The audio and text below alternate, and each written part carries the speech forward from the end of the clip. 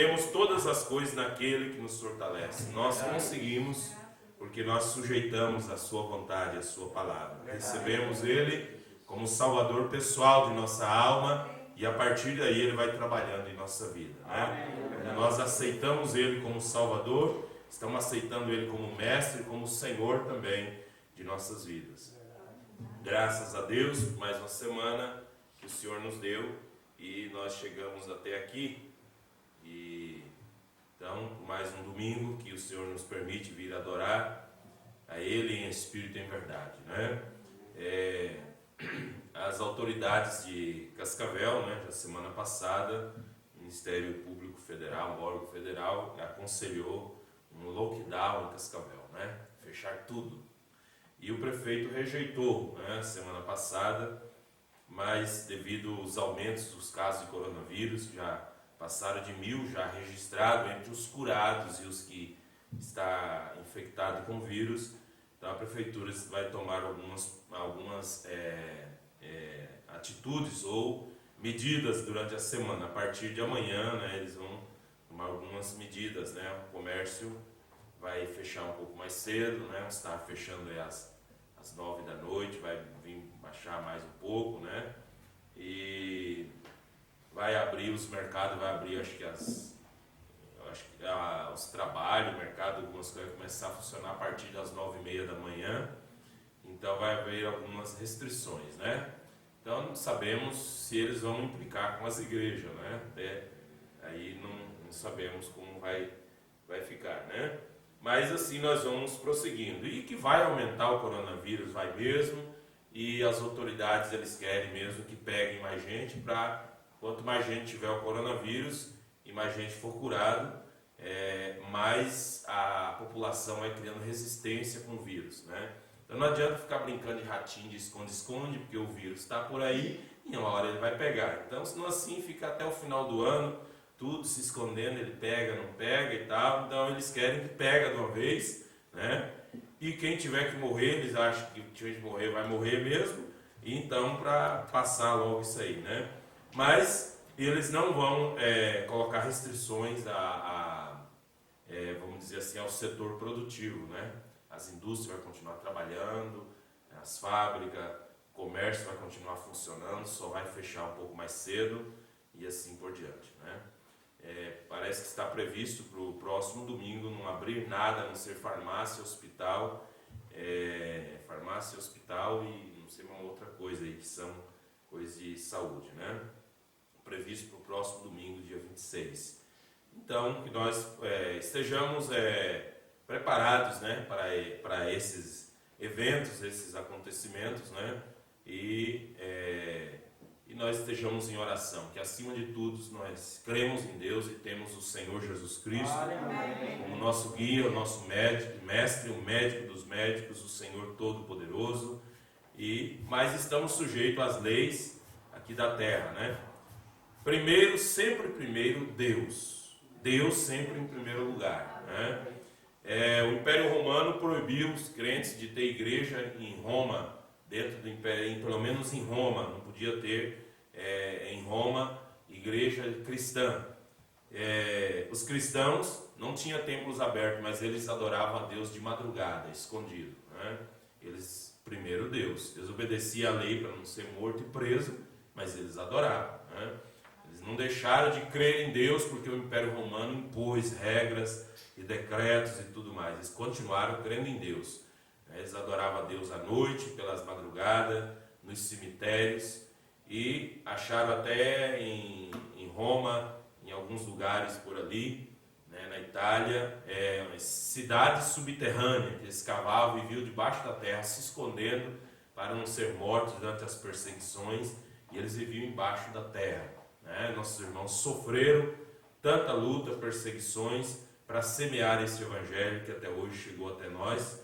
E então eles sofreram, eles não deixaram de crer, porque o governo, o poder estatal estava proibindo a prática da fé cristã, né? E assim nós temos a liberdade, temos a internet e tudo mais, mas nós damos primeiro a glória a Deus, né? Primeiro a Deus. Se a lei falar que nós temos que parar de fazer o culto, nós vamos parar em obediência, mas nós continuamos com os cultos em casa, né? Adoramos a Deus e estamos ligados em espírito e tudo mais. Mas estamos crendo que eu acho que não vai parar não, porque supermercado não para, e aí é assim, ó, cheinho. Principalmente quando chega na seção das verduras e na fila no açougue, em volta daquela câmara fria, então passa para lá ou passa para cá e olha, está cheio de gente, né? Então, o que eles precisam de parar é com hipocrisia. O governo tem que parar com hipocrisia, as autoridades parar com hipocrisia, né? Como se a igreja fosse disseminador de vírus, né? Então, eles não falam que o mercado que os outros comércios aí né? Como se a igreja fosse um disseminador de vírus. E eles acham que a igreja não é serviço essencial. Claro que é. A minha alma precisa do pão da vida. Né? Nós precisamos nos alimentar da palavra. Nós somos adoradores. Deus nos criou para ser adorador. Satanás veio e estragou o plano de Deus e colocou sobre nós um espírito mundano. Nós era do mundo, jogava futebol, andava nas baladas, nas coisas ruins, perversas da carne. Mas um dia Jesus ele veio atrás de todos aqueles que os nomes estavam no livro da vida do Cordeiro e chamou: venha, você é o meu adorador, você é um predestinado. E nos chamou e trouxe para a palavra e limpou a nossa vida para nós adorar a Ele. Amém? Louvado seja Deus. Então nós vamos ler a palavra de Deus, continuar nosso estudo sobre as 70 semanas de Daniel. Então eu vou ler bastante na mensagem, não vai ser, quem sabe, um culto de dar muito grito, glória a Deus e tal, porque a leitura ela requer uma certa atenção, né? Mas que nós possamos dar liberdade ao Espírito. Você não é proibido dar amém, nem dar glória a Deus, você não é proibido essas coisas. Aqui nós temos liberdade em Cristo, amém? Louvado seja o Senhor. Vamos então nos colocar de pé, vamos ler Daniel capítulo 9, a partir do versículo 24. Daniel 9, a partir do verso 24, vamos ler a palavra do Senhor.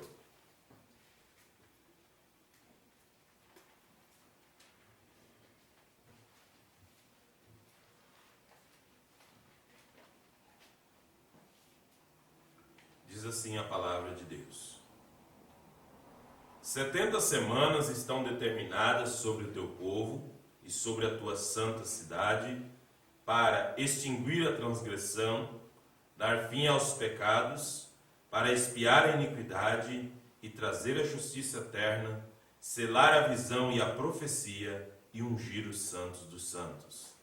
Sabe e entende, desde a saída da ordem para restaurar e para edificar Jerusalém até o Messias, o príncipe, 7 semanas, e 62 semanas, as ruas e as tranqueiras se reedificarão, mas em tempos angustiosos. E depois das 62 semanas, será tirado o Messias, e não será mais. E o povo do príncipe que há de vir destruirá a cidade e o santuário, e o seu fim será como uma inundação, e até o fim haverá guerra, e estão determinadas assolações.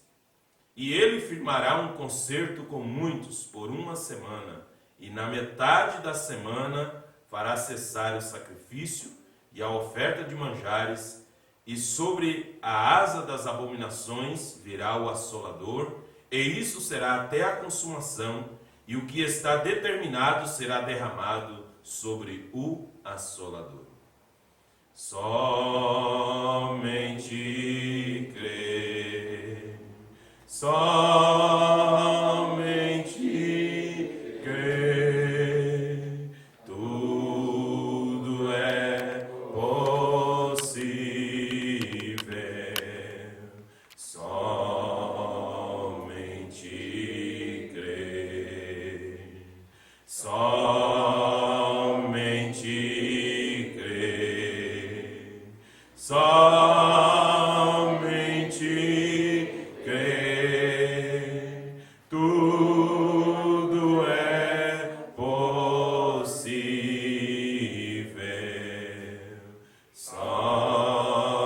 Somente crer.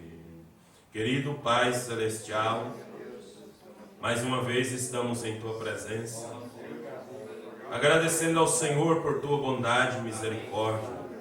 Tu és um Deus fiel, poderoso, maravilhoso, aquele que criou os céus e a terra e tudo o que nele há.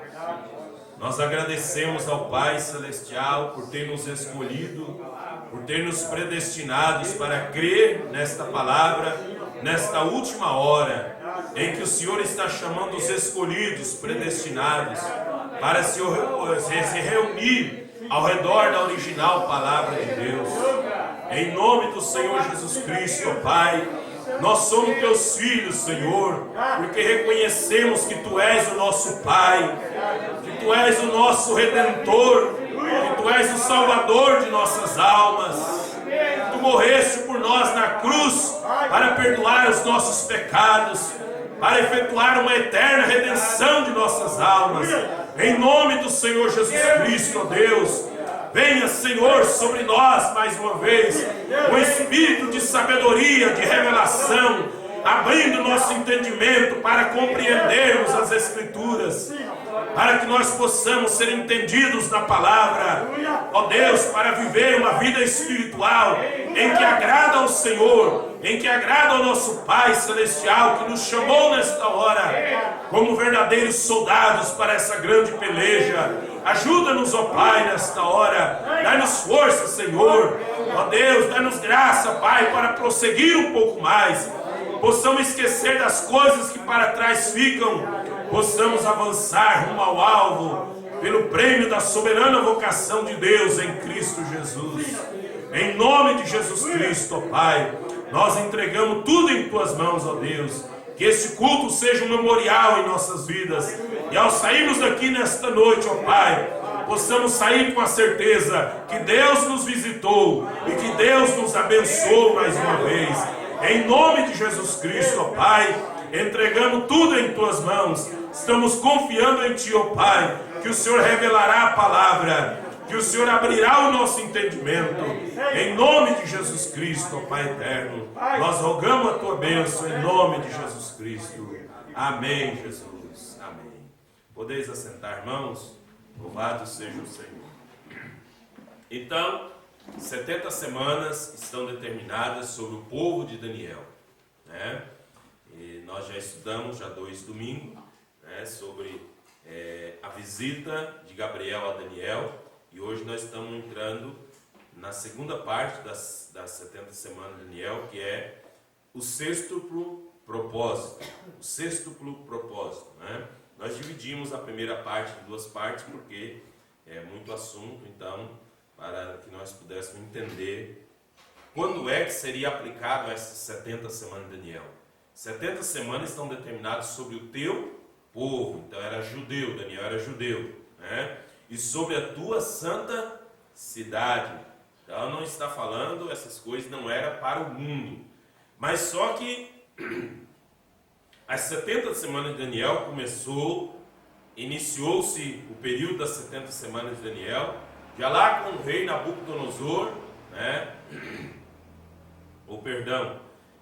Quando Daniel agora já não era mais Nabucodonosor, os medos persas. O reino dos gentios começou com Nabucodonosor. Mas quando o anjo veio a Daniel trazer esta visão, trazer esta profecia a Daniel, já agora Babilônia já estava sendo dominada, governada pelos medos persas. A capital do império já não era mais em Babilônia, agora era em Suzã. Suzã agora era a capital dos medos persas, né? Os medos persas que fizeram uma aliança para vencer os babilônicos, né? Mas continuou que era o reino babilônico, né? O reino babilônico, mas agora governado pelos medos persas. Então, Daniel já estava há 68 anos em cativeiro em Babilônia, quando o anjo Gabriel veio a Daniel para anunciar essas coisas que aconteceram sobre o seu povo e as coisas que aconteceriam nos últimos dias. Então, e faltava 2 anos para se cumprir a profecia, né, do profeta Jeremias, que Israel ficaria em cativeiro por 70 anos. Então fazia 68 anos, quando faltava 2 anos, Daniel começou a orar e suplicar a Deus pelos pecados deles, os pecados do povo. Ele estava orando pelo povo, então saiu a ordem de Deus, que um anjo viria trazer a Daniel a resposta. E então ele veio trazer a resposta a Daniel. Então ele diz, né, no princípio das tuas súplicas saiu a ordem, e eu vim para te declarar, porque és muito amado. Toma, pois, bem sentido na palavra e entende a visão. 70 semanas estão determinadas sobre o teu povo, sobre a tua santa cidade, para extinguir a transgressão, dar fim aos pecados, para expiar a iniquidade, trazer a justiça eterna, selar a visão e a profecia e ungir os santos dos santos. Amém. O sextuplo propósito. Nós vamos falar de um por um aqui, baseado nesta mensagem, as 70 semanas de Daniel, mas é claro que há muitas outras mensagens também sobre o assunto, mas seria muito extenso para nós ler e nós depois, porque ele vai falar nos selos também sobre este assunto, né? Nos selos também ele vai falar sobre isso. Mas aqui nós vamos então estudar uma base aqui que nós vai se entender melhor os selos, a abertura da palavra quando nós estudamos isto, né? O sextuplo propósito. Então, qual era o primeiro propósito? Extinguir a transgressão. Qual era o segundo? Por fim ao pecado. Qual era o terceiro? Expiar a iniquidade. Qual era o quarto? Trazer a justiça eterna. O quinto, para selar a visão e a profecia. O sexto era ungir os santos dos santos. Tudo isso tem um tempo determinado a se cumprir essas coisas. Deus tem um cronograma. O profeta diz que Deus tem uma roda do relógio do tempo, uma engrenagem que ela está trabalhando. Tem coisa que nós podemos pensar assim, tal coisa não vai acontecer porque não pode, isso está muito longe para acontecer. Eles olham, Deus sabe tudo. No tempo de Deus, Ele sabe tudo que está funcionando perfeitamente. No nosso tempo, às vezes nós podemos achar, é impossível. Isso pode demorar muito, ou isso não vai demorar mais nada. Mas Deus tem o tempo dele, né? E no tempo de Deus, o profeta diz que nada está fora de lugar, né? Por isso, Deus enviou um profeta, conforme Apocalipse 10, 7, que nos dias da voz do sétimo anjo, quando ele tocasse a sua trombeta, todos os mistérios seriam revelados, para que nós pudéssemos entender toda a palavra, para que nós pudéssemos discernir o dia e a hora e o momento que nós estamos vivendo. Quando nós compreendemos o dia, a hora, o momento que nós estamos vivendo, e nós reconhecemos nossa posição na palavra, em Cristo. Se eu sou um filho de Deus, eu tenho que tomar posição pelas coisas de Deus. Se eu sou predestinado para a vida eterna, meu assunto agora é estar sendo um cristão, estar ocupado com as coisas de Deus, me preparando para esse lar, esse futuro lar celestial que Deus tem preparado para mim, para nós. Amém? Então esse é nós reconhecer nossa posição na palavra, né? Veja, e o estudar a palavra faz nós reconhecer esta posição. Como estudo, quando os jovens, as crianças, os jovens, os adolescentes, né? As adolescentes vão para a escola e elas vão descobrir, né, qual é a posição que eles têm para estudar. Um vai ser engenheiro, outro vai ser mecânico, outro vai ser técnico, outro vai ser médico, vai ser dentista. Cada um vai estudar a sua profissão, né? Então, o entendimento é que vai posicionar as pessoas, né?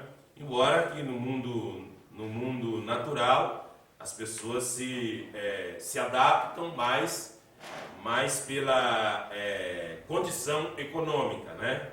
E no mundo espiritual também, há muitas pessoas que se tornam evangélicas, religiosas, porque é prometido para elas uma vida material, uma prosperidade, a prosperidade, né? A teologia da prosperidade. Só que nós não estamos tão preocupados com essa prosperidade daqui, da terra. nós estamos preocupados muito mais com a nossa prosperidade espiritual. Amém. O que é que nós temos lá preparado? Se eu não tenho desejo de ir para lá, é porque eu não tenho uma casa lá. Então, se eu tenho desejo de ir para lá, é porque algo está esperando por mim. Agora, aqueles que esperam muito nesta vida aqui, eles não estão nem preocupados se vai para lá. Eles querem viver o céu aqui, né? Porque a palavra céu quer dizer lugar de delícia, lugar de descanso, lugar de gozo, né? Então, o rico, ele está tendo o seu milênio já agora, diz o profeta. Nesta mensagem, 70 semanas de Daniel, o sextuplo propósito, parágrafo 44, profeta mensageiro, ele diz assim, veja, parágrafo 44, ele diz, que Deus, ele cegou a Israel com o propósito de salvar a mim e salvar a você. Amém. Por isso, eles não reconheceram o Messias. Por isso, eles mandaram crucificá-lo, né? Porque ele cegou a Israel, porque Israel, ele teria ciúme de Deus trabalhar com eles e com os gentios ao mesmo tempo. Eles não queriam, mesmo depois da morte de Cristo, depois da ascensão de Cristo, quando o Evangelho começou a ser pregado, e quando o Espírito Santo caiu na casa de Cornélio, sobre Cornélio, a sua família e os seus criados, seus servos, os judeus que foram junto com Pedro lá ficaram com ciúme. Oh, Deus deu o Espírito Santo para eles, para esse gentio aí, igual deu para nós. Ciúme, eles tinham ciúme. Deus era só deles. Era só deles. Jeová era o Deus dos judeus. E eles tinham ciúme. Senão ia dar uma guerra religiosa. Né? Uma guerra religiosa. Então Deus cegou eles para abrir uma oportunidade para nós. Quando? Dentro dessas 70 semanas de Daniel. Né? Quando nós lemos aqui na Bíblia, para você entender melhor, você pode anotar, você pode estudar em casa, Daniel capítulo 9. Então, ele diz ali, ó, versículo 25, Daniel 9, 25. Sabe e entende, desde a saída da ordem para restaurar e edificar Jerusalém, porque Jerusalém estava destruída, foi destruída pelo general Tito, pelos seus soldados. Jerusalém, ela foi destruída, o templo foi destruído também, né? E então, eles queriam reedificar aquele templo, eles ficaram em cativeiro, Deus prometeu que eles iam voltar, eles queriam voltar para Jerusalém, reedificar a casa de Deus, adorar outra vez. Então ia sair uma ordem, o anjo disse para Daniel, vai sair uma ordem para edificar Jerusalém, os muros e a cidade. Desde a saída da ordem para restaurar e para edificar Jerusalém até o Messias, o príncipe, 7 semanas e 62 semanas. Então, quer dizer, 62 mais 7 dá quanto? 69. Mas é 70. Então, falta uma. Né? Desde a saída da ordem até edificar Jerusalém, o muro, até que a cidade, o muro fosse restaurado, o templo fosse restaurado, foram 7 semanas. 7 vezes 7, 49 anos. Então, 49 anos. Contando esses 49 anos até cumprir as 62 semanas, né? 62 semanas, mais essas 7 até o Messias. Então, veja. Então ele diz: as ruas e as tranqueiras serão, ruas e as tranqueiras se reedificarão, mas em tempos angustiosos. Depois das 62 semanas, depois que passar essas 62 semanas, será tirado o Messias. E não será mais. E o povo do príncipe que há de vir destruirá a cidade e o santuário. Então está falando que ia ser destruído outra vez. O príncipe está falando. O príncipe de Roma, o imperador.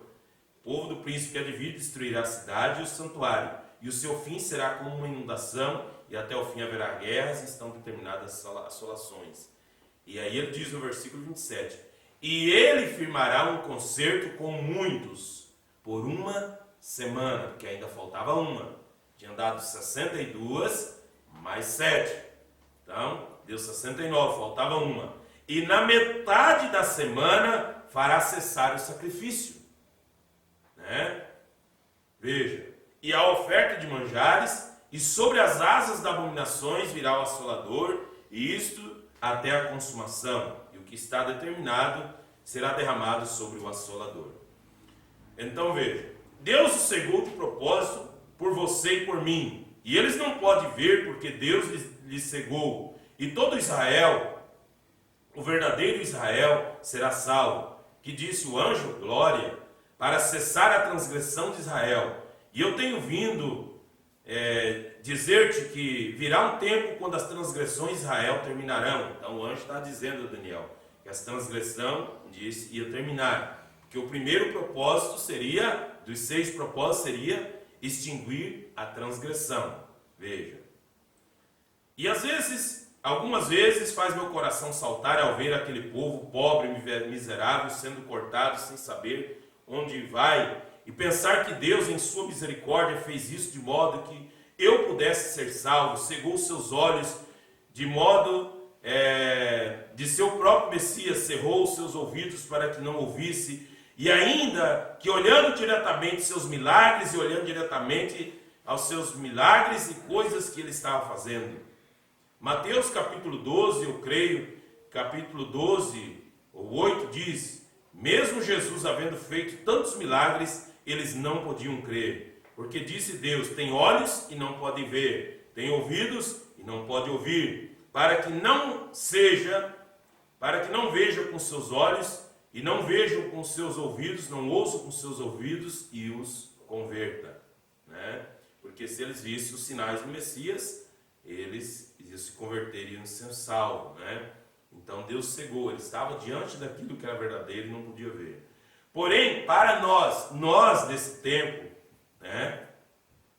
Nós desse tempo, para nós, tivéssemos uma oportunidade, ele desceu a cortina sobre os olhos de seus próprios filhos, expulsou os seus próprios filhos da mesa e os expôs à fraqueza do espírito, de modo que ele pudesse encontrar, que nós pudéssemos ter uma oportunidade de viver, dando-nos vida, né?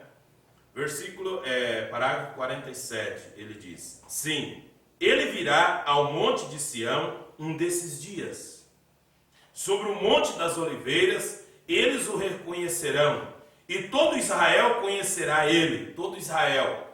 Quem é Israel? O verdadeiro israelita. Não é porque é descendência de Abraão que é um verdadeiro israelita. Não é aos filhos da carne que é contada, mas é aos filhos da promessa. Quer dizer, é por eleição.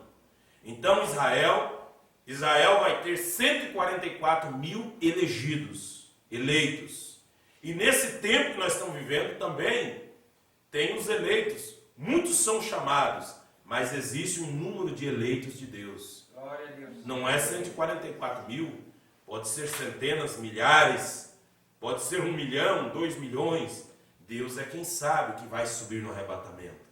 Nós cremos que é uma minoria, porque sempre foi uma minoria aqueles que realmente ficam ao lado da palavra. Amém. Sempre foi uma minoria. Amém. Né? Quando Moisés construiu uma arca, só 8 almas se salvou, né? O resto, até quem sabe no começo estava com medo que o mundo ia acabar, mas quando os cientistas provaram que não tinha nuvem e água suficiente para encher a terra e cobrir no dilúvio, muita gente deixou de crer. E assim estão as igrejas hoje, as denominações, elas têm deixado de crer realmente, elas têm perdido o temor de Deus na palavra, naquilo que Deus tem dito. E eles não têm levado a sério. Mas Deus enviou um mensageiro com uma mensagem que tem preparado, está preparando um povo que sabe o temor de Deus devido à palavra. Né? Então ele diz, e ele virá sobre o monte das oliveiras, e eles reconhecerão, todo Israel conhecerá ele. Os gentios haverão terminado então, quando ele vier descer sobre o monte das oliveiras, colocar seus pés sobre o monte das oliveiras, né? Agora, não posso dizer para você afirmar, né, se é Deus em morfe ou Jesus Cristo em pessoa, ele pessoalmente, pode ser ele pessoalmente, ou pode ser Deus em morfe, né? Mas nesse tempo a noiva já tem sido arrebatada, porque ele não trabalha com os dois povos ao mesmo tempo. Veja. Então ele trabalha com judeu e gentil, então ele tem 70 semanas para trabalhar com os judeus.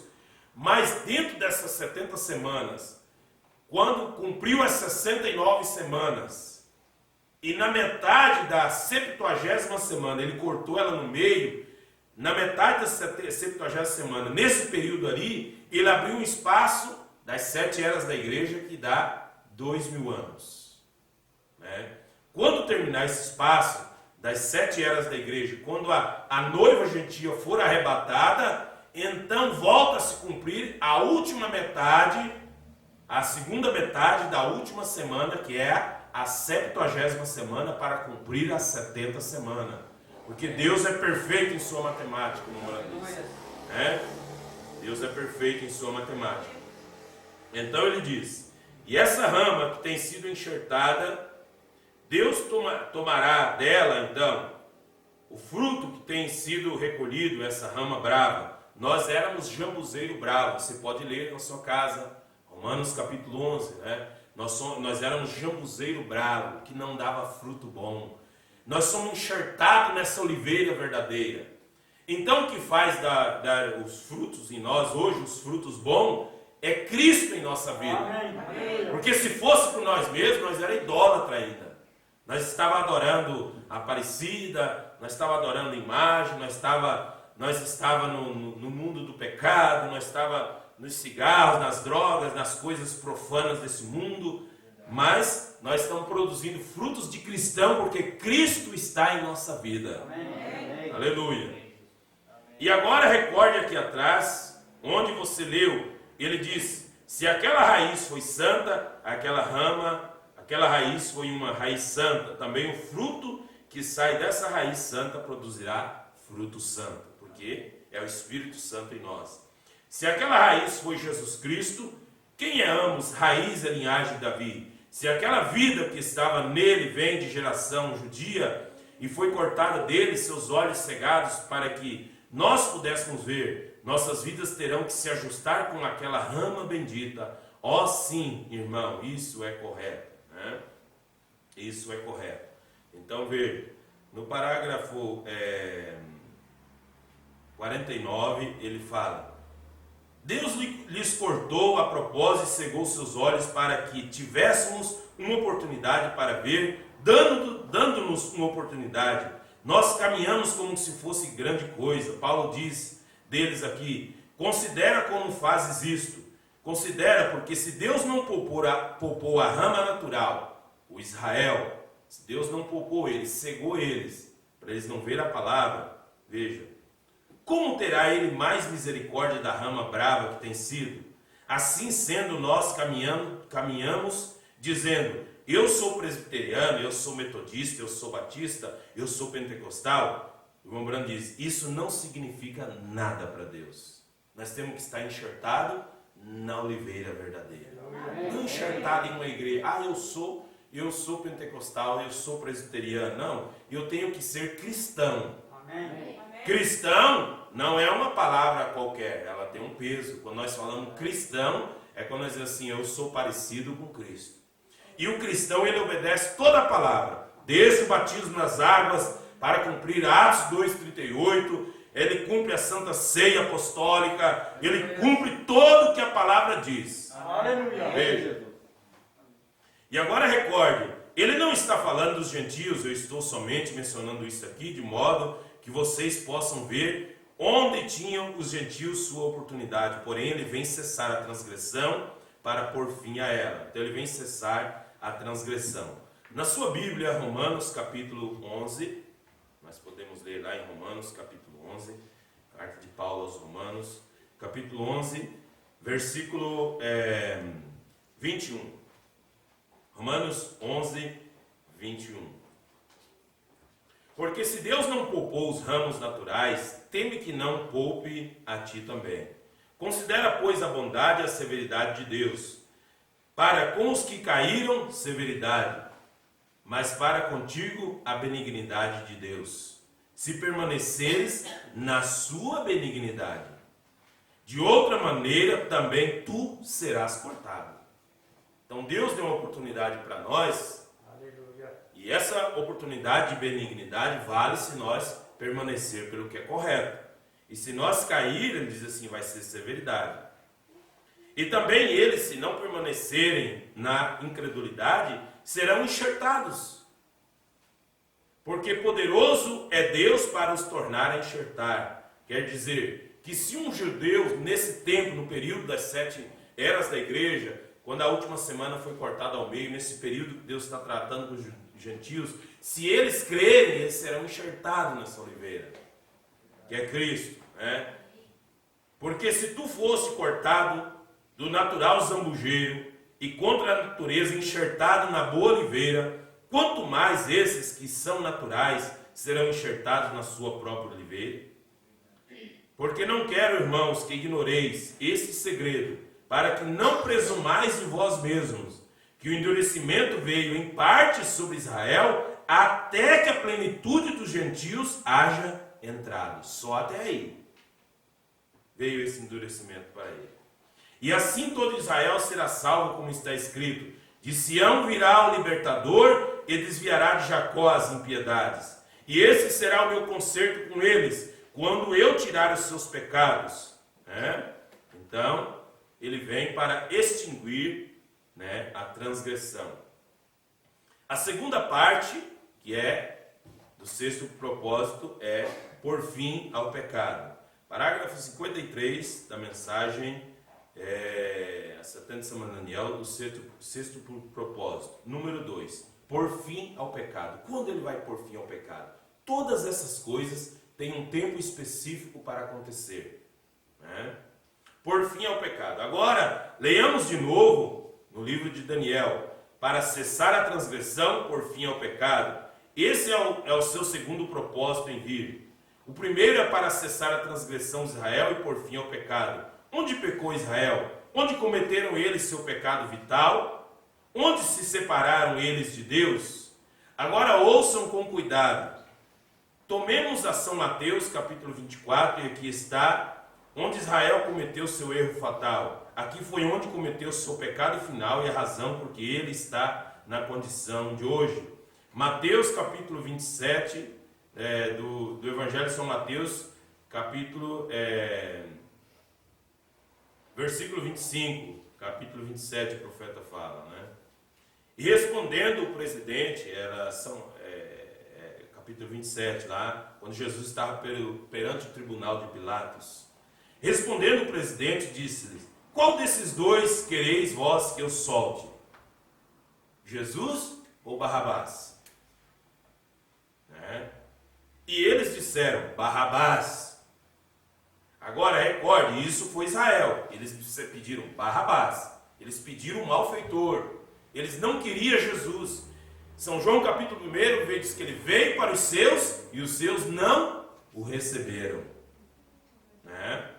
Os seus não receberam. Disse-lhes Pilatos: que farei então de Jesus chamado Cristo? Que eu farei desse Jesus chamado Cristo?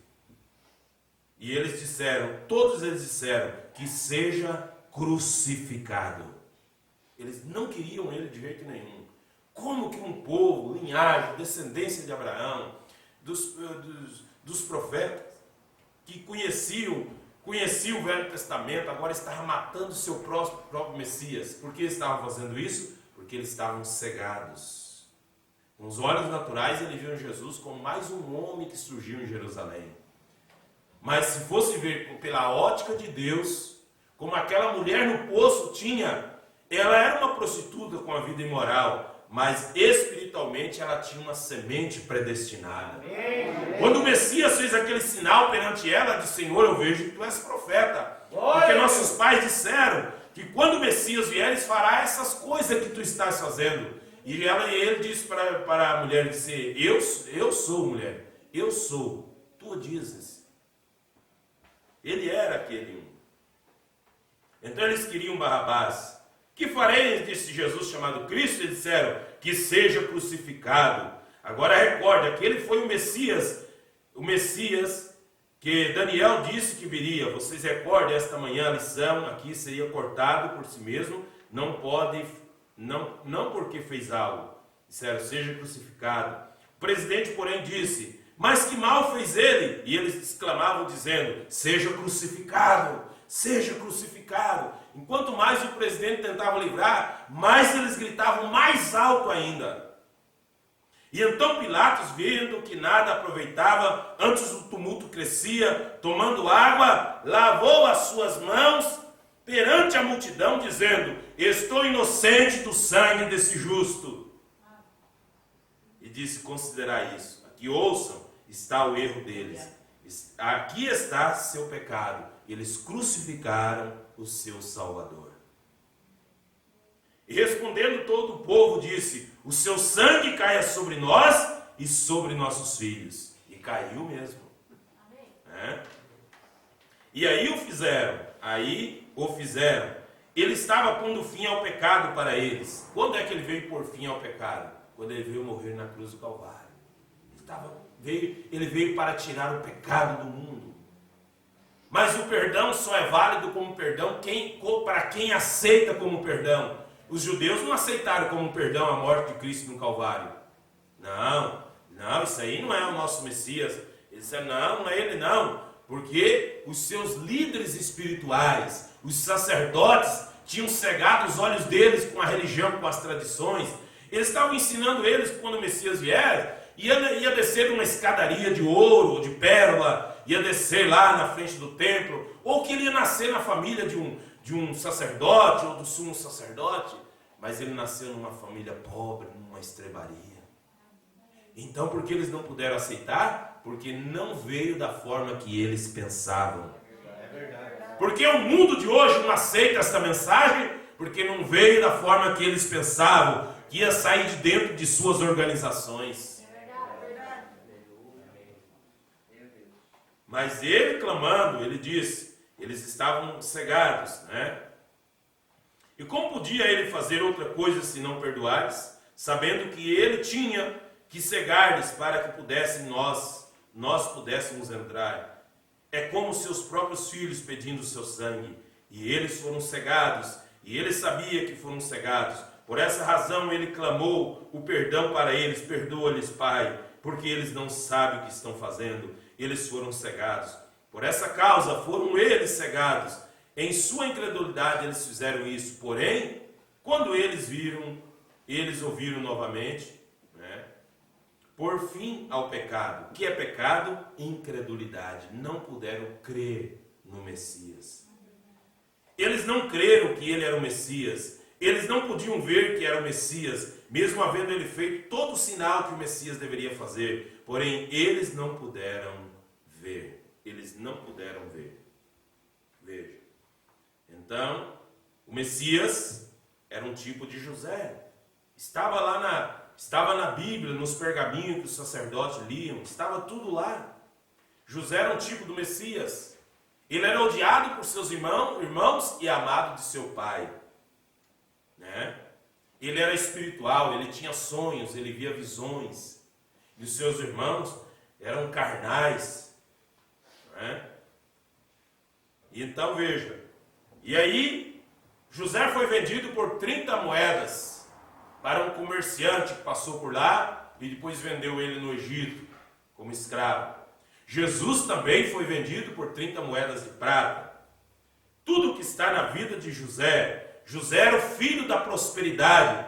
Por isso Jesus também é o filho da prosperidade. Quando vier estabelecer o milênio, o mundo virará uma prosperidade.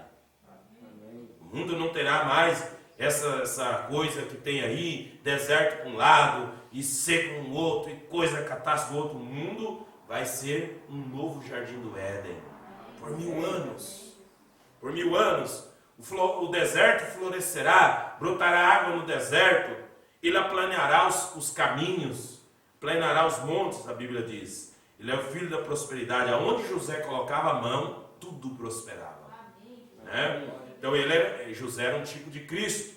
Foi vendido, depois ele foi acusado injustamente, e ele foi para o calabouço, ficou preso lá. Cristo também foi acusado injustamente, foi morto na cruz do Calvário. Veja, mas quando ele ressuscitou dentre os mortos, ele ascendeu-se à destra de Deus. E quando José saiu daquele calabouço, também ele assentou ao lado do maior governante do mundo que existia, o homem mais poderoso do mundo, ao lado de Faraó, sendo que ninguém poderia falar com Faraó se não passasse primeiro por José. E Jesus disse: ninguém pode vir ao Pai senão por mim. Ele não disse ninguém vai, ele disse ninguém vem ao Pai senão por mim. Por isso em São João capítulo 10, versículo 30, ele diz: eu e o Pai somos um. Amém. Jesus é Deus encarnado entre os homens. Amém. Jesus Cristo no Novo Testamento é o Jeová do Velho Testamento. Amém. Aquele que se fez carne e habitou entre nós. Amém.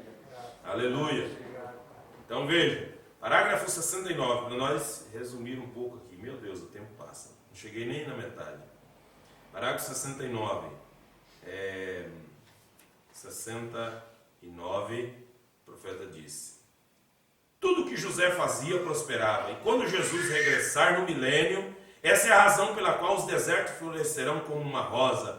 Tudo que ele fizer prosperará. Ele é o filho da prosperidade. Onde quer que você punha José, ele era abençoado. Onde quer que Jesus esteja, é abençoado. Assim sendo, receba-o em seu coração e seja abençoado. Aleluia.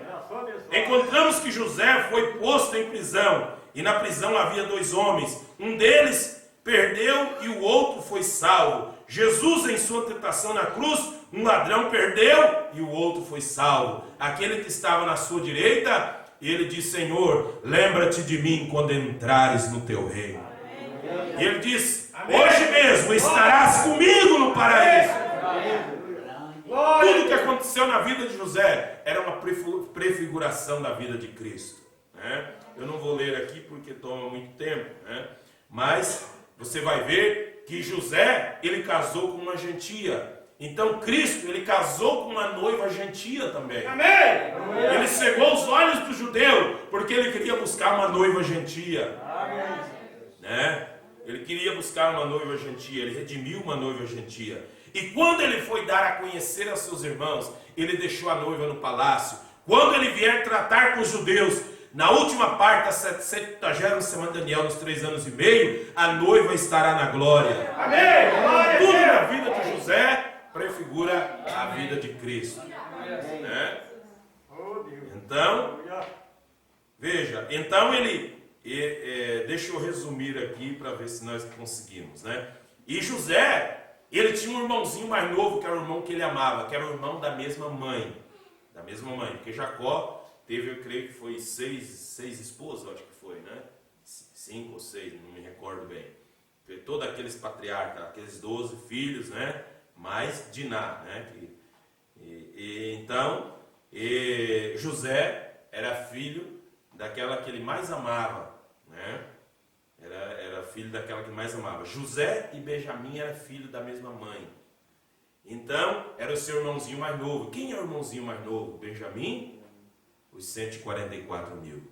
Amém. Né? Era o irmãozinho mais novo. Tudo é prefigurado na Bíblia. O profeta diz que o Velho Testamento é uma sombra do Novo. Amém. Lá era uma sombra, hoje é o real. Amém. Hoje é o real. Veja, parágrafo 74.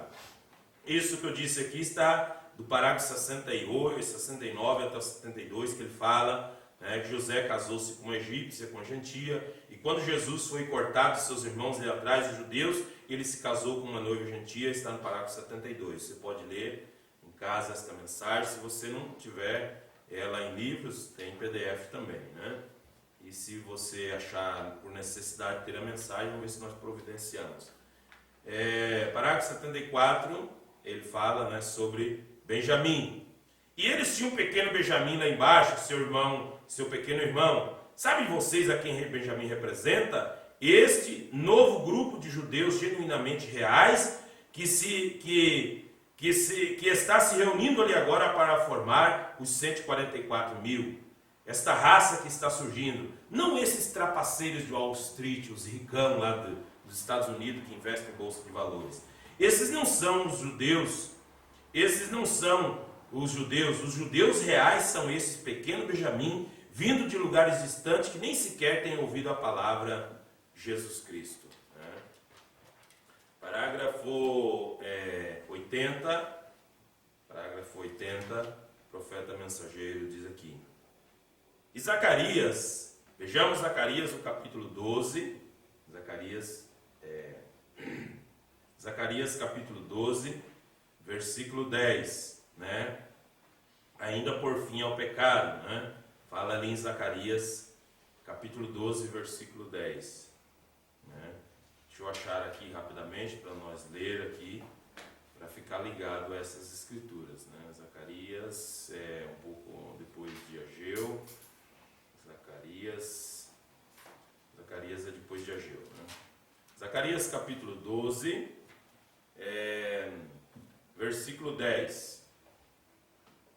E sobre a casa de Davi, sobre os habitantes de Jerusalém, derramarei um espírito de graça e de súplicas, e olharão para mim a quem transpassaram, e prantearão como quem pranteia por um unigênito, e chorarão amargamente por ele, como se chora amargamente pelo primogênito. Então, veja, um dia eles reconhecerão o Messias, mas eles vão reconhecer no tempo próprio, no tempo certo, né? No tempo certo. Então o profeta diz, e notem, agora ele está falando aqui do remanescente, do domínio de Jerusalém, a besta, os exércitos têm sido tirados e assim sucessivamente, todas as coisas têm chegado ao fim agora, e isto é quase no milênio. Quando estiver quase começando o milênio, então eles vão reconhecer o Messias, né? Eles vão reconhecer o Messias. E ele derramaria o seu espírito de súplica e de graça sobre a casa de Davi, e assim por diante.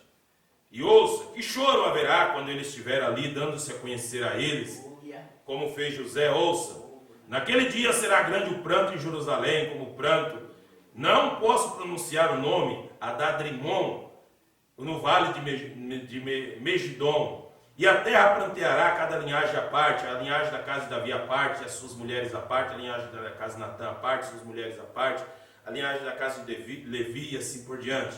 E eles estarão tão envergonhados de si mesmos quando estiverem ali e virem o mesmo que crucificaram na noite ali de pé, seu próprio apreciado José. E haverá tal pranto, e eles dirão, onde recebesse tais cicatrizes? Diz ele, na casa de meus amigos. Vê o que quero dizer? Por fim, ao pecado de incredulidade, para isso ele vem. Né? Quando nós lemos lá em Daniel esse sexto propósito, sem a ótica de um profeta, nós parece assim, palavras de um versículo, mas tudo tem um significado, que encaixa perfeitamente pela revelação da palavra, né? É como o templo, as pedras foram cortadas na Síria, no Líbano, madeira no Líbano, cortado pedra num lugar, cortado pedra no outro. Na hora de montar o templo, não precisou de serrote para cortar pedra e nem de martelo. Todas as pedras encaixavam uma por uma. E assim é a revelação da palavra de Deus. Ela vai encaixando no teu coração. Você vai sentindo a palavra se encaixando aí no seu coração, né? Veja, no parágrafo 86, o profeta vai falar sobre a terceira parte, expiar a iniquidade. A primeira era extinguir a transgressão, a segunda, por fim ao pecado, a terceira, expiar a iniquidade. Para expiar a iniquidade, iniquidade é fazer algo incorreto, tal como fizeram na cruz. Ele fez expiação, porém não será aplicada a eles. A expiação não foi aplicada a eles, porque não aceitou como expiação. Não aplicou a eles, por quê? Porque eles foram cegados e não podiam vê-lo. E por que foram cegados? Você diz, bom, talvez, hoje porque sou cego. Vocês são cegos por vontade própria, o profeta diz. O mundo hoje não quer ver a palavra, Cristo, por vontade própria, porque eles não querem. Eles eram cegos porque Deus os cegou. Porém vocês, o profeta prega para o mundo, né? Porém vocês são cegos pela própria vontade. Não há expiação para vós.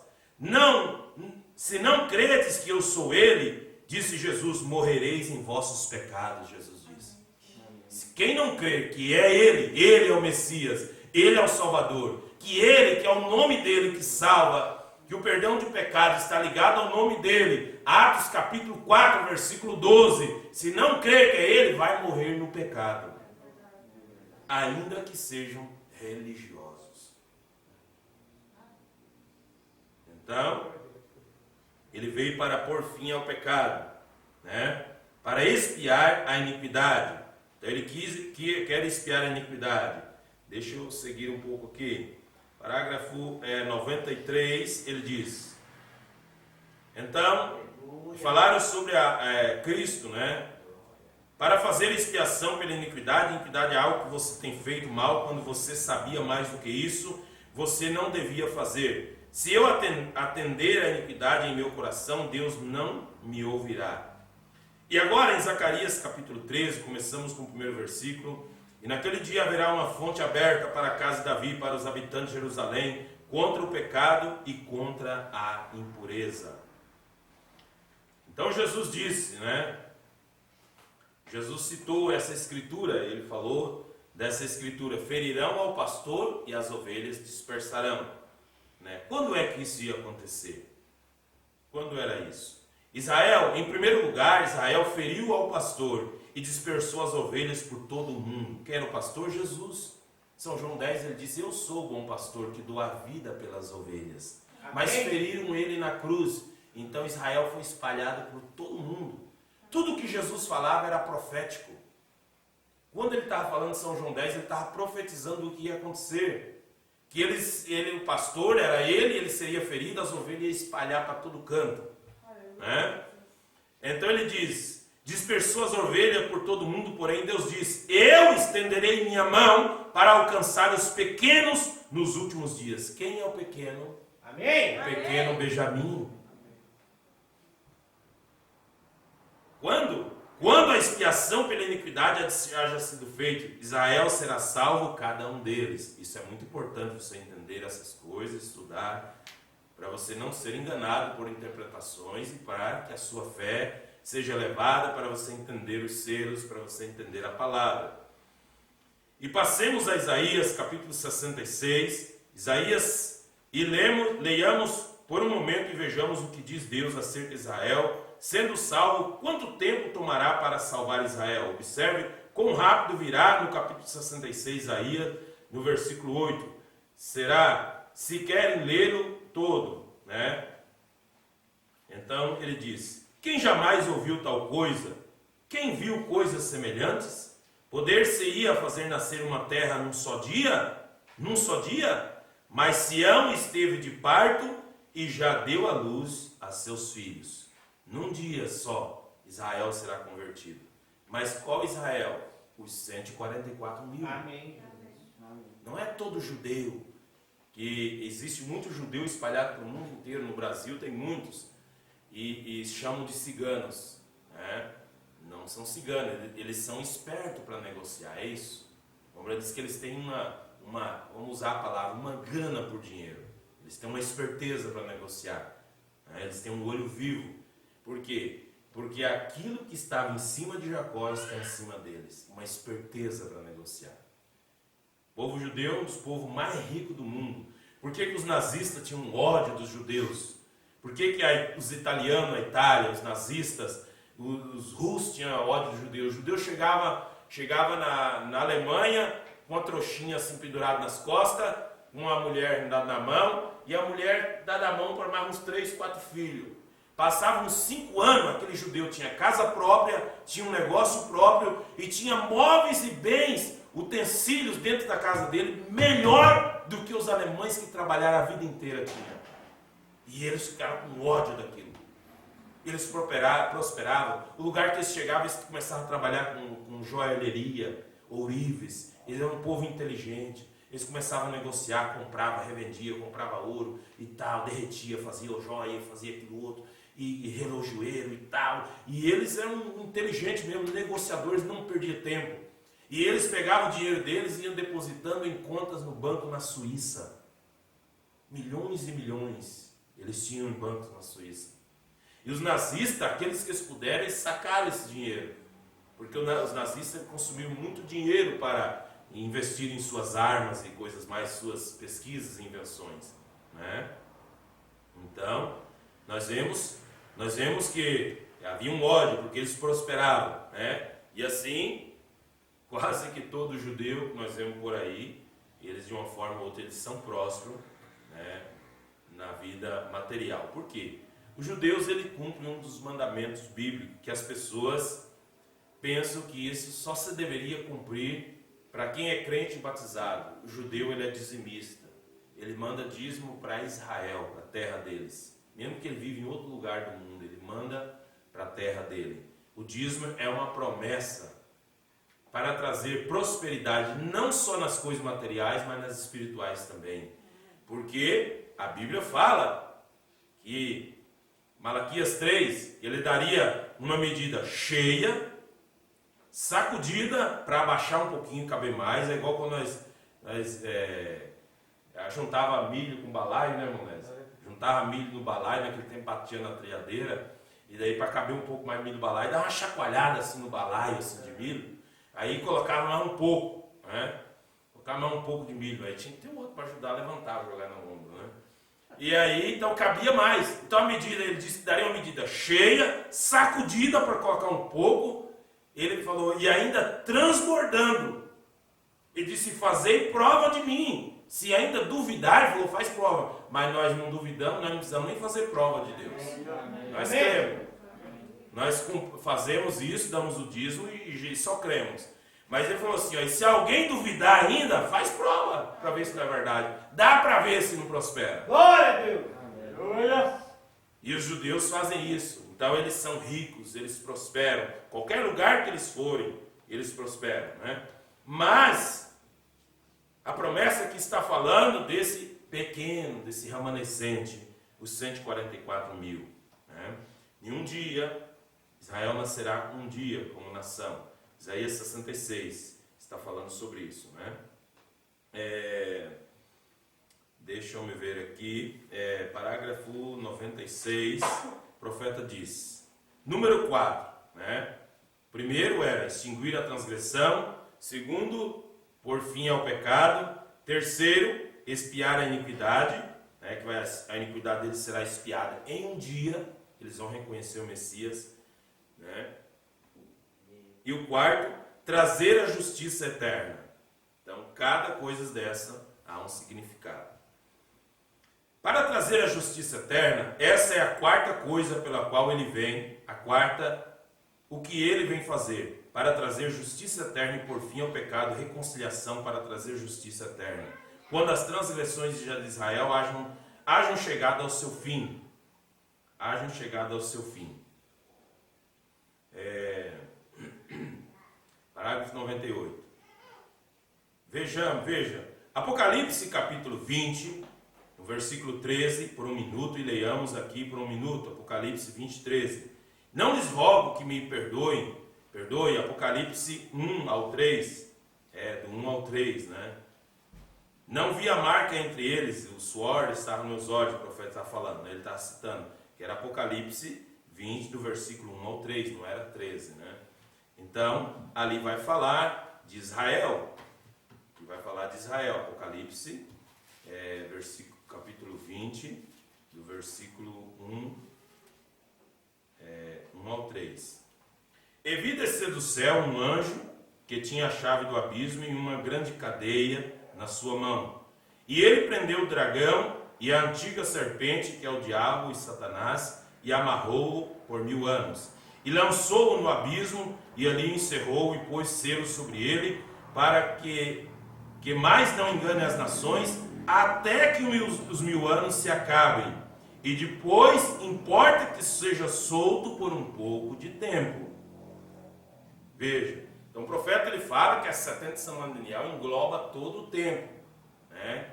Então, a 70 semana de Daniel, ela passa 3 anos e meio da grande tribulação, mas depois que terminar a grande tribulação, ainda vem o terceiro ai. O mundo não acaba com a grande tribulação, ainda haverá o terceiro ai. Então, nesse período aí ainda, ele está tratando com judeus, não se trata mais com gentios. Não há mais oportunidade para os gentios. Ele está tratando agora com os judeus, Veja, deixa eu ler aqui. Parágrafo 96, parágrafo 98, eu li aqui, parágrafo 99. Fazer um eterno, trazer a justiça eterna, Satanás no abismo. Quando ele faz isso, ele sela o diabo que tem enganado as pessoas, né? Ele prende ele lá. Veja, parágrafo 100. E agora vamos mais atrás ao capítulo 2 de Abacuque, e agora vamos ver, porque ele selou esta antiga serpente, para que foi feito que toma lugar imediatamente após ele ser selado. Isso me agrada. E a vocês? Se agrada quando ele é amarrado? Amém. Nos traz o conhecimento de algo. Abacuque capítulo 2, versículo 14. Creio que é isso, quero ler. Quando isto toma, porque a terra se encherá do conhecimento da glória do Senhor, como as águas cobrem o mar. Amém. Então, a terra vai se encher do conhecimento de Deus. Veja, então está falando da quarta parte, que é trazer a justiça eterna. Por isso que existe um provérbio, um ditado, de um homem que não me lembro o nome dele, que diz assim: onde impera a justiça, as armas são inúteis. Quando Deus impor a justiça aqui nessa terra, as armas serão inúteis. Em outras palavras, quando o inimigo for posto fora do caminho, quando ele estiver amarrado, jogado no abismo e colocado uma tampa no poço do abismo e selado ele lá dentro por 1000 anos, veja, Satanás é selado no abismo e o conhecimento do Senhor cobrirá a terra como as águas cobrem o mar. Glória a Deus, diz o profeta. Vem isso, irmão. As mulheres serão damas, os homens serão cavalheiros, o profeta diz. Por quê? Não vai ter espírito para fazer elas usar coisa errada, para as mulheres trair marido, ou marido trair a mulher. Quando o conhecimento do Senhor encher a terra, e o mar e o céu, geme o coração, clamando por esse dia de doce libertação. Quando nosso Jesus voltará de novo à terra, bem, agora o milênio então estará estabelecido. Quando Satanás é amarrado, o milênio então é estabelecido.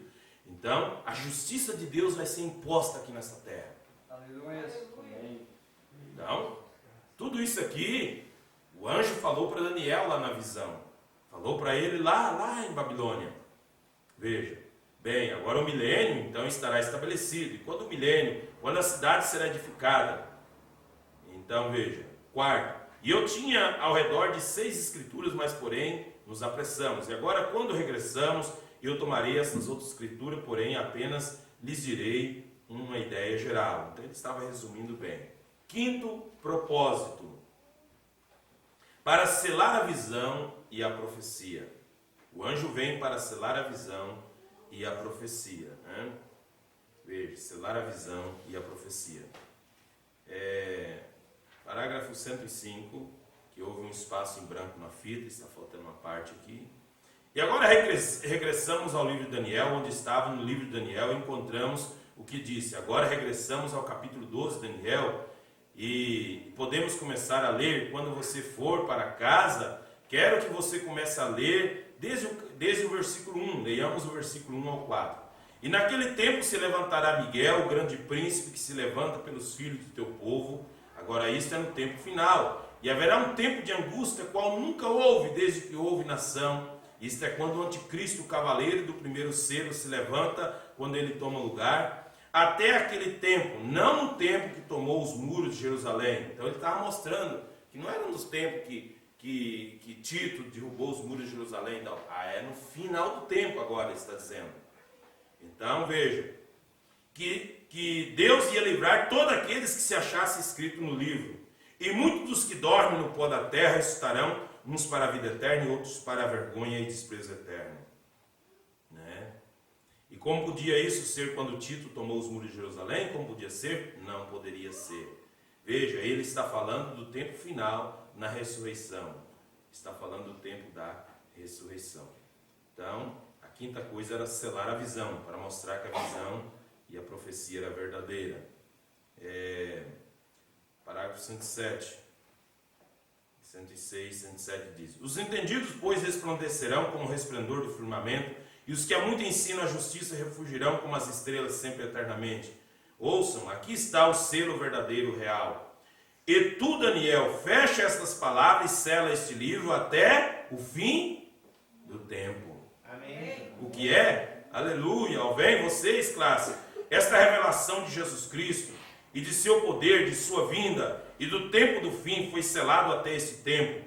Isso é o que ele vem fazer. Está escondido dos eruditos. Não é de se admirar que eles queiram aplicar o selo ali atrás, aqueles profetas e tudo ali atrás. Não será capaz de suster água. Porém a visão, esta visão tem estado selada até agora mesmo. E aí é onde eu estou colocando minha fé, que Deus revelará essas 70 semanas. Célio, ele disse, até o tempo do fim, fecha essas palavras e sela o livro até o tempo do fim. Que fez ele? Para selar a visão e a profecia, Daniel havia profetizado essas coisas. E ele havia visto numa visão, e o anjo desceu para selar a visão, para selar a profecia. Eles podem ler isto, porém não podem entender até o tempo do fim. O tempo do fim é o tempo do fim? Ele diz que é o tempo do fim. O final da 70ª semana, quando esse príncipe anticristo será revelado nesse tempo, fazendo-se Deus. Como sabemos que isso está selado até o tempo? Daniel acaba de passar. Este é o último capítulo de Daniel. Daniel não falou mais nada sobre o assunto. Selou aquilo ali, ele viu a visão, escreveu o capítulo ali e deixou fechado. Né? Mas no tempo do fim, isto seria revelado. Né? Amém. Veja. E o sexto propósito. O primeiro propósito era extinguir a transgressão. Segundo, dar fim aos pecados. Terceiro, expiar a iniquidade. Quarto, trazer a justiça eterna. Quinto, selar a visão.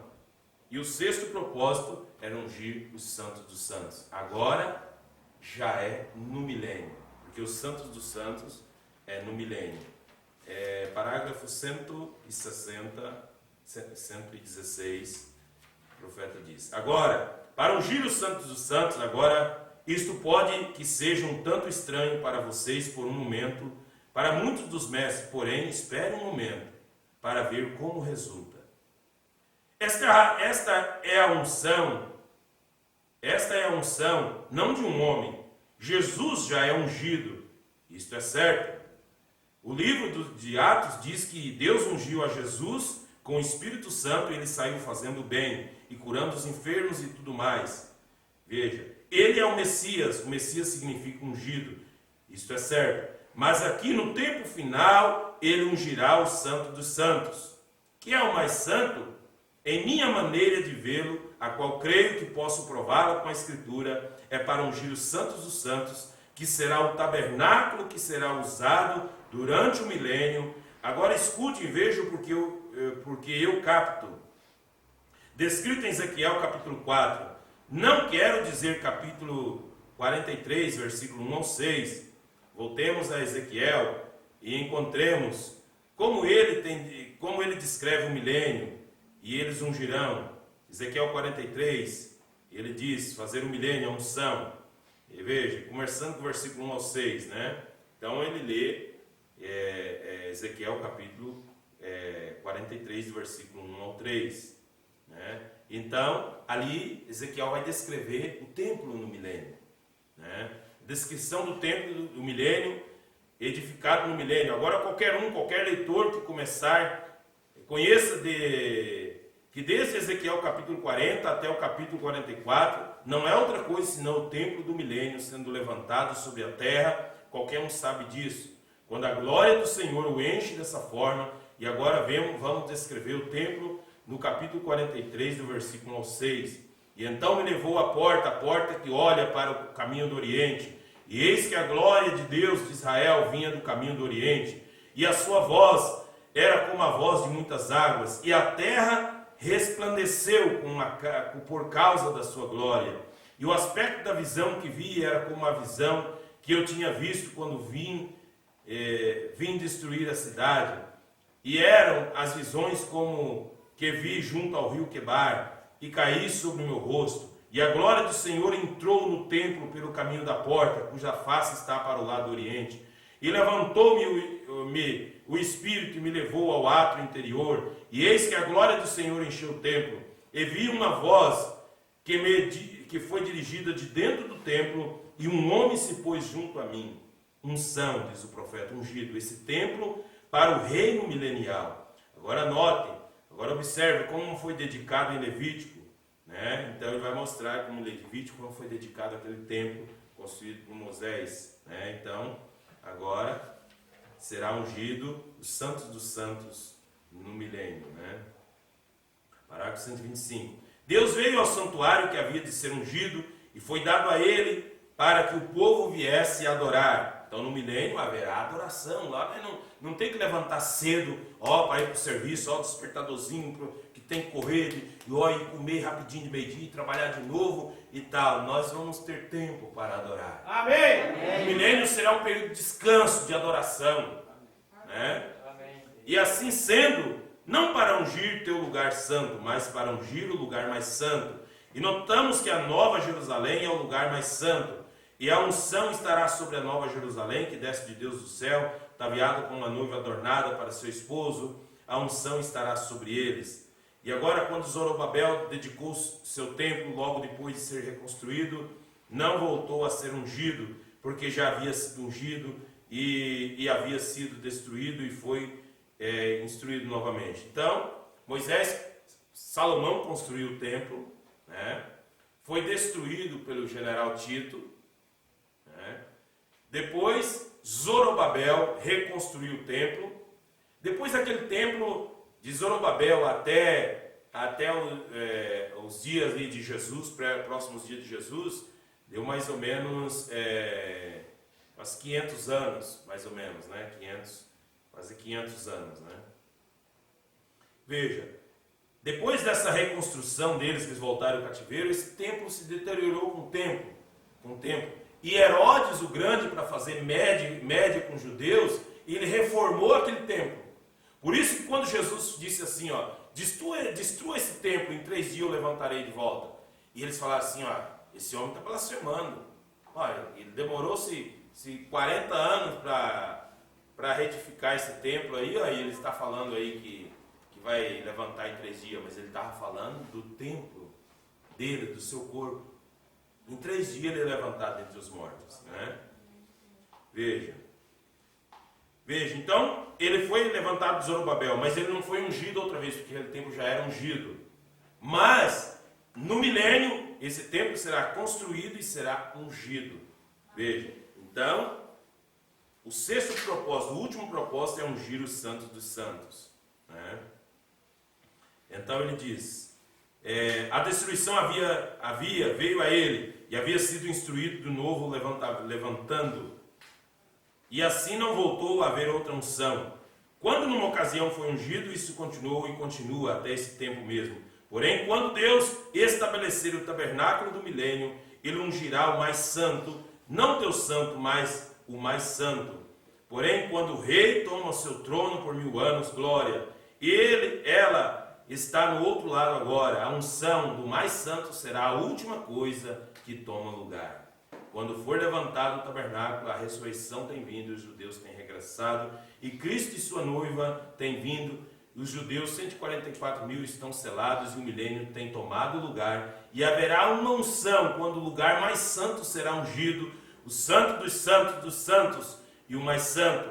O lugar mais santo é o santuário onde vive Deus entre o querubim. E nessa ocasião, Cristo se estabelecerá no lugar mais santo com a unção sobre ele. E eles não necessitarão de sol ali, porque o cordeiro em meio da cidade será a luz, e o sol nunca se porá nessa cidade, como costumava dizer o tio Jim.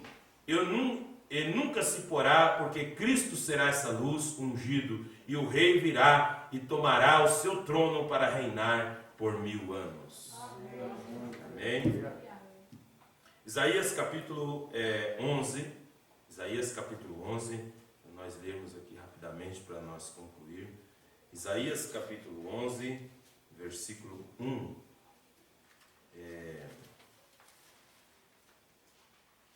Mateus 11, verso 1. Fala sobre o reino do Messias é pacífico e próspero. Por isso que os judeus, muitos deles, confundiram com Jesus. Senhor, será nesse tempo que restabelecerás teu reino a Israel?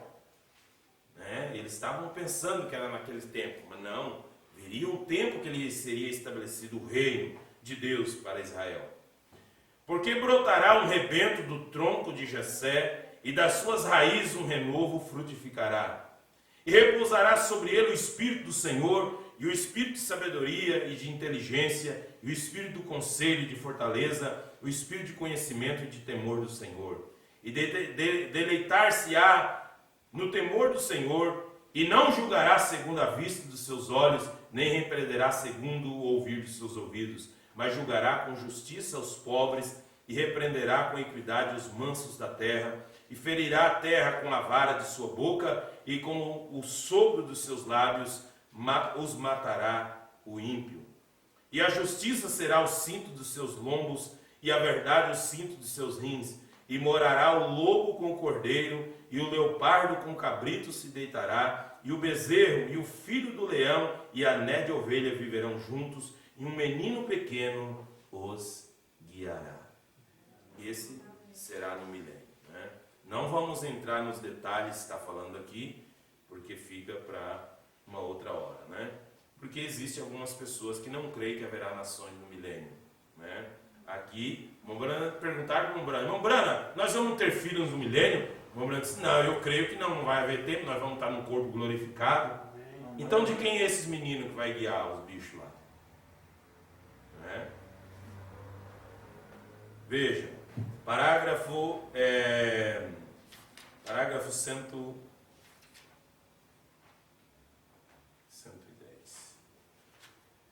110. Deixa eu ler aqui, parágrafo 110. A mensagem do tempo do fim o revelará a última era da igreja. Glória, aí o tem. Me estremeço ao pensar nisso. O mistério, as coisas que a igreja mundana pisca o olho e diz, sem sentido. E esse crente aí está falando, não tem nada a ver. Né?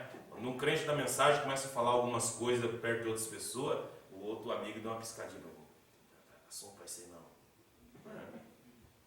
Não, o Brando diz assim, quando as pessoas mundanas piscarão o olho de sem sentido, o mistério de quem foi Jesus Cristo, não uma terceira pessoa, não segunda pessoa, não a terceira pessoa, mas a pessoa de Deus. Amém. Todos esses outros mistérios de Deus serão revelados. Amém. Porque está escrito aqui neste livro, e será revelado à geração do tempo do fim. Eles não podem vê-lo nos seminários, nas escolas, denominações, tal como eles não puderam ver os judeus que Jesus era o Messias. Não é de se admirar que tratam de pensar que você está louco. Né? Não é de se admirar que pensam que você está tonto. Não é de se admirar que não possam entender porque você não cacareja junto com eles. Porque há um poder e uma visão atrás disso, uma palavra de Deus que tem sido revelada para pôr a igreja, a noiva, em ordem para o rapto, para ir ao lar. Sim, muitos correrão e a ciência se multiplicará. Aleluia. Para nós concluir aqui, parágrafo 142, o profeta mensageiro diz assim: que Deus grande é Ele. Amém. Que Pai tão misericordioso. Amigos, diz o profeta, amigos, permita dizer-te isto como vosso pastor. Vocês não se dão conta dos privilégios sobre os quais vocês estão vivendo? Amém. Vocês não se dão conta? Houve muitos grandes homens, houve muitos santos, houve milhares de homens santos que morreram em dias passados, homens cheios do Espírito, que haveriam amado haver visto esse dia em que vocês estão vivendo. Amém. Que vocês e eu tiremos proveito disso, diz o profeta. Disso que? Dessa palavra toda sendo aberta, esse mistério sendo revelado.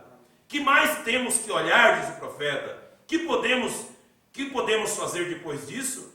Para onde vamos? Depois que essas coisas reveladas, que isso acontecer, para onde vamos? O que vai suceder? Temos que ir a um lugar, veja, a algum lado. Você não pode estar aqui todo o tempo.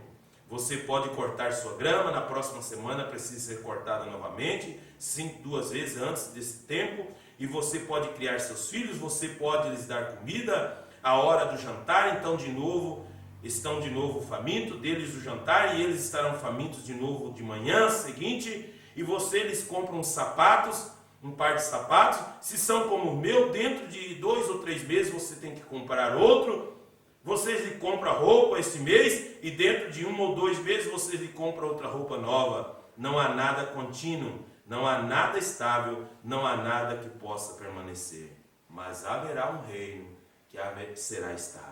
Não precisa de contar o tempo. Ó, essa criança nasceu, tem que tomar a gotinha, a vacina do pezinho, não sei o que, a do BCG, e conta lá numa agendinha lá, e tem uma agendinha, e nós temos uma carteirinha, tal tempo nós temos que tomar a outra. Não, lá não tem mais essas coisas. Não tem essa preocupação, ó, eu tenho que me preocupar, trabalhar hoje, porque daqui 30 dias eu vou receber o salário, porque eu tenho que comprar comida para as crianças, para isso. Nós não vamos preocupar mais com isso. Nós só vamos adorar, nós só vamos glorificar, nós só vamos agradecer. Não precisa preocupar e marcar consulta no posto de saúde, não vai ter mais isso.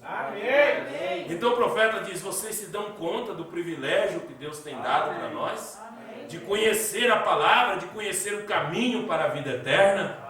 Então nunca se aparte desse Deus vivo. Passe a luta que você passar, mas não desista dessa caminhada. Nós não caminhamos pela vista. Eu estou vendo que está difícil, eu estou sentindo, não é por sentimento. Jesus diz: você creu? Amém. Se você crê, então você verás a glória. Amém, Jesus. Glória a Deus. Deus enviou seu Filho amado para nos salvar e perdoar. Na cruz morreu por meus pecados, mas ressurgiu e vivo com o Pai está, porque Ele vive, posso crer no amanhã. Aleluia! Louvado seja o Senhor nosso Deus, porque Ele vive. No temor não há, não temas, Ele está contigo nessa caminhada. Aleluia! Eu sei que a minha vida está nas mãos de meu Jesus, que vivo está. Querido Pai Celestial, nós agradecemos a Ti, Senhor, pela Tua bondade, a Tua misericórdia, a Tua graça, ter nos alcançado, Pai, nesse último dia, nesta última hora, Pai. Ó Deus, as Tuas misericórdias foram estendidas para nós, Senhor. Nós Te agradecemos, Pai. Não foi mérito nosso, nós não merecíamos, mas o Senhor usou de compaixão, ó Pai, e olhando do céu para a terra, e não viu justo sequer, mas o Senhor se compadeceu de nossas almas. O Senhor olhou para nós, ó Pai, com compaixão e misericórdia, e enviou Teu Filho amado para morrer na cruz do Calvário, vertendo sangue precioso para perdoar os nossos pecados, para libertar a nossa vida, nos transformar o nosso ser, em nome do Senhor Jesus Cristo, ó Pai. Que esse poder de transformação possa nos atingir nesta noite, ó Pai, trazendo uma mudança interior em cada um de nós, ó Pai, uma experiência do novo nascimento, ó Deus eterno, que nossa mente possa ser mudada, possamos pensar mais nas coisas lá de cima, nesse reino celestial que o Senhor tem prometido na palavra. Ó Deus, que dia glorioso será, Senhor, quando o Senhor vir arrebatar essa noiva, e chamar do alto cada eleito predestinado pelo nome, mas que cada eleito esteja preparado, esteja se preparando nesta hora, com o coração rendido na presença do Senhor, se humilhando na presença de Deus, clamando pela misericórdia, porque esse mundo chacoalhará, passará num estrondo, a bomba atômica explodirá por aqui. Nós não queremos estar aqui, ó Pai. Por isso nos dê graça, Senhor, nos dê mais sinceridade com as coisas de Deus, mais compromisso com as coisas de Deus. Nos dê, Pai, um coração cheio do temor de Deus para não pecar contra Ti. Meu Deus de misericórdia, como disse o apóstolo Paulo, que não haja em nenhum de nós um coração infiel para se apartar do Deus vivo. Em nome do Senhor Jesus Cristo, ó Pai, mas nos dê força na batalha, Senhor. Nos dê graça para continuar lutando. Nos dê fé, meu Pai eterno. Possamos olhar para Ti, do Cordeiro do Calvário, Salvador divino, aquele que morreu por nós, vertendo o seu precioso sangue. Em nome do Senhor Jesus, cobre-nos, ó Pai, com Teu manto de misericórdia nesta hora, e nos perdoa de toda falha, Senhor, de toda fraqueza, Pai. Limpa-nos, ó Deus. Nós aceitamos o sacrifício da cruz do Calvário. Nós aceitamos a expiação, ó Pai. De todo o nosso coração, nós somos gratos a Ti, ó Deus, por ter morrido por nós em nosso lugar. Em nome do Senhor Jesus, cura, Pai, nesta noite as enfermidades, todo mal que se levanta contra os filhos de Deus, toda dor que persiste nesta hora, nós repreendemos na autoridade do nome de Jesus Cristo de Nazaré. Ó Deus eterno, que o Senhor seja glorificado na vida de Teus filhos, ó Pai, e que nós possamos voltar para casa abençoados, curados, ó Pai, transformados pelo Teu poder, sabendo que somos filhos de Deus, que somos predestinados, que somos escolhidos de Deus, chamados para vencer nesta última hora. Em nome do Senhor Jesus, ó Pai, sela a bênção em cada coração, ó Deus. Que tenhamos uma semana de vitória, que possa nos livrar do laço do passarinheiro, que possa nos guardar, Pai, das ciladas do inimigo.